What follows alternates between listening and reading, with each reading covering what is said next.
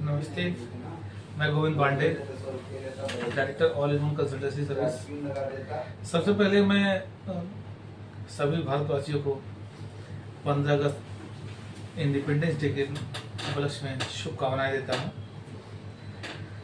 बाकी उसके बाद क्या करना है कि मैं कुछ वीडियो बनाना चाह रहा था कि भाई कुछ वीडियो बनाऊं अपने कैंडिडेट्स के लिए जिनको बहुत सारी दिक्कतें होती हैं टाइम पे, तो उस सारी दिक्कतों को थोड़ा सा कम करने के लिए ये वीडियो है। ये वीडियो में मेरे लिए है कंपनियों के बैंकिंग सेक्टर में जो लोग जॉब चाहते हैं उनके लिए। बैंकिंग सेगमेंट में क्या होता है कि नीड जैसे चीन है कि पहले सबसे ज़्यादा जो हायरिंग चल रही है इस समय माइक्रो फाइनेंस कंपनी में चल रही है। माइक्रो फाइनेंस कंपनी में हायरिंग का सिस्टम क्या है कि क्यों आसानी से हो जा रहा है, या तो आसानी से हो जा रहा है ऐसा लग रहा हो लोगों को। आसानी से नहीं है ये हायरिंग। तो ठीक है, हायरिंग होती है 12th पास पे ही। जितने भी कैंडिडेट 12th पास है उनके लिए जॉब है, ठीक है।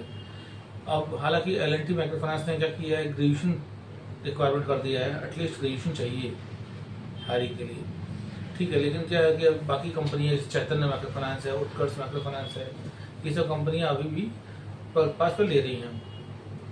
अब मैं देखता हूँ कि अगर 10 बच्चे तो माइक्रो फाइनेंस कंपनी के लिए गए तो 10 में से 8 भाग आते हैं, 2 ही ज्वाइन करते हैं। तो ऐसा क्यों हो रहा है? ऐसा बात इसलिए हो रहा है कि लोग मेहनत नहीं करना चाहते, मेहनत से भाग रहे हैं बस। क्या होता है कि सोच रहे होंगे कि इसमें कोई फ्यूचर नहीं है, मतलब ऐसा सोचना है। अब एक 12th पास कैंडिडेट की भारत जैसे देश में एक 12th पास कैंडिडेट की क्या वैल्यू है? देखिए, 12th पास करना और पढ़ाई ना करना दोनों में बहुत ज़्यादा डिफरेंस नहीं है। आप मत पढ़िए तो भी उतनी ही वैल्यू मिलेगी आपको, और 12th पास करेंगे तो भी उतनी ही वैल्यू मिलेगी लगभग। तो कंडीशन ऐसी है इस समय। तो लेकिन उसके बावजूद पता सबको है कि हाँ 12th पास मतलब बहुत बड़ी डिग्री नहीं है, लेकिन उसके बाद भी लोग जॉब छोड़ देते हैं। उसके पीछे कारण ये है कि थोड़ा सा लाइफस्टाइल चेंजेस। जैसे 12th पास पे आपको जगना है, 12th पास कैंडिडेट है, सुबह 7 बजे जगना है। माइक्रो फाइनेंस कंपनी में तो सुबह 7 बजे अर्ली मॉर्निंग चेक इन होता है, 7 बजे शाम को चेकआउट होता है। दिन में आप थोड़ा सा ज़्यादा काम करते हैं, दोपहर में थोड़ा सा रिलीफ मिलता है, और शाम को फिर ज़्यादा काम करना पड़ता है। फिर शाम तो 7-8 बजे तक तो आपको मामला क्लियर है, हिसाब अगर आपको क्लियर है, पैसे का जो कलेक्शन हुआ है उसका मामला अगर क्लियर है तो आपको दिक्कत नहीं करनी पड़ेगी, कोई समस्या नहीं होगी। फिर आप रेस्ट करिए, सुबह फिर उठिए, फिर अपना काम पे जाइए। तो इसमें जो मेन इश्यू सबसे ज़्यादा है वो पहला है कि लाइफ स्टाइल। सुबह 7 बजे उठना और 7 बजे चेक इन करना है, तो यानी कि 5 बजे आपको उठना है, 6 बजे उठना है।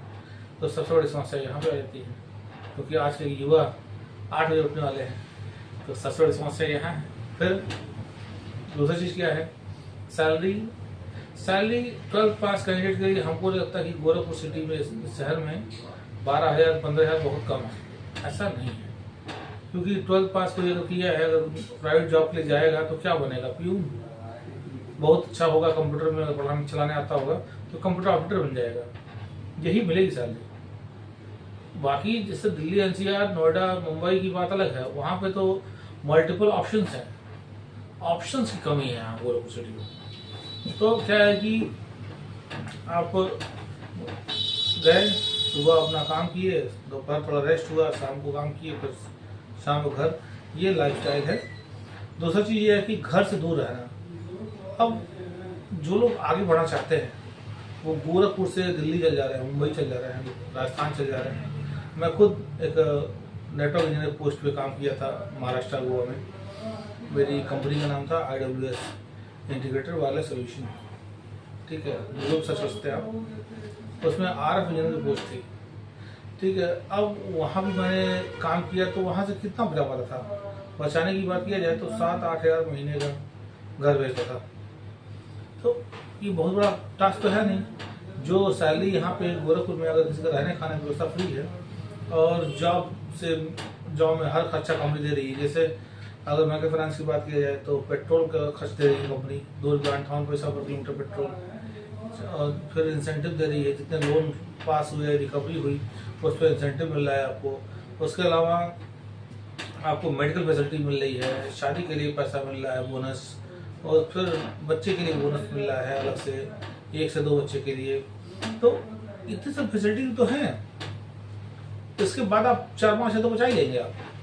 जब रहना खाना आपका फ्री है, या 500,000 लगना भी है, चलिए मान लीजिए मेस का खर्चा 500,000 रुपये है, तो उससे बहुत ज़्यादा दिक्कत आपको नहीं होने वाली है। ठीक है, तो मतलब ये वीडियो उसके लिए है, मतलब कि आप जितने बच्चे 12th पास हैं और माइक्रो फाइनेंस या किसी बैंक में काम करना चाहते हैं, तो थोड़ी जानकारी रखें कि हाँ माइक्रो फाइनेंस होता क्या है, और हमें जॉब नहीं छोड़ना है। हर 6 मंथ में प्रमोशन है, ग्रेजुएशन कंप्लीट होता है तो किसी बड़े बैंक में डायरेक्ट ज्वाइनिंग हो जाएगी आपकी, 20-22 या 25 साल आप आएंगे बड़े आराम से। और अगर किसी हाउसिंग लोन या लैब लोन या पर्सनल लोन या बिजनेस लोन डिपार्टमेंट ज्वाइनिंग होती है आपकी, तो ठीक ठाक इंसेंटिव आपको 50 हज़ार रुपया आपको मिल जाएगा। तो आगे चल ग्रोथ है। बाकी जितनी भी वैकेंसीज गोरखपुर सिटी में या आसपास जगह हैं, उन सब में मतलब मैं ये नहीं बोला कि बैंक बेस्ट है, रैंक 1 पे है, ऐसा नहीं है। लेकिन मैं ये बोल रहा हूँ कि जो बैंक की जॉब है, वो जितनी भी मार्केट में प्राइवेट जॉब होती है उससे कहीं ज़्यादा बेहतर है। बस मैं यही बताना चाहता हूँ। ठीक है, बाकी जितने बच्चे ग्रेजुएशन कंप्लीट है, जिनका ग्रेजुएशन कंप्लीट हो गया है, वो लोग पर्सनल लोन जा सकते हैं। पर्सनल लोन, होम लोन, कासा, होम लोन, लाइफ लोन, ये सब में हायरिंग हो रही है।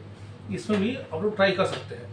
उसमें क्या है कि जो लोग माइक्रो फाइनेंस में काम किए रहेंगे उनको कहीं ना कहीं वरीयता मिल जाएगी, क्योंकि वो बैंकिंग सेक्टर में काम कर चुके हैं या बैंकिंग सेक्टर का अनुभव है उनको, रेट ऑफ इंटरेस्ट उनको पता है, ROI क्या होता है, और उसमें CRR रेशियो होता है, सब आइडिया, कुछ बैंकिंग टर्म होते हैं जो सारा कुछ नॉलेज होता है उनको। फ्लैट क्या लोन होता है, फ्लैट ROI क्या होता है, रिड्यूसिंग रेट ऑफ इंटरेस्ट क्या होता है, ये सब उनको कहीं ना कहीं आइडिया होता है। तो उनकी हायरिंग बड़े आसानी से हो जाती है।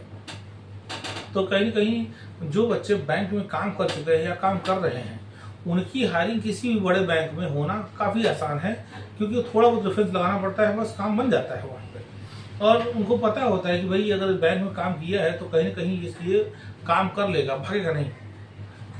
ठीक है, तो ये भी एक ऑप्शन है मेरे पास। ठीक है, तो इस तरीके से मतलब जो जितने बच्चे हैं जो इनको जिंदगी में नहीं पता 12th पास क्या करना है और उनकी उम्र 28 से कम है, तो वो माइक्रो फाइनेंस में की तरफ मूव कर सकते हैं। और जो बच्चे ग्रेजुएशन कंप्लीट किए हैं वो बड़े बैंकों में, जैसे एक्सिस बैंक है, HDFC बैंक है, ICICI बैंक है, सारे बैंकों में हायरिंग के लिए ट्राई कर सकते हैं। उनको कोई समस्या होती है आप मेरे पास आइए, मैं बात करके ज्वाइन करा दूंगा, इंटरव्यू हो ही जाएगा आपका। ठीक है, तो ये जो वीडियो है कंप्लीट हमारी, वो उन बच्चों के लिए है जो कि माइक्रो फाइनेंस में या बैंक में, छोटे बैंक हो, बड़ा बैंक हो या NBFC हो, किसी बैंक में काम करना चाहते हैं, तो ये वीडियो उनके लिए है। बाकी मिलते हैं अगली वीडियो में, धन्यवाद।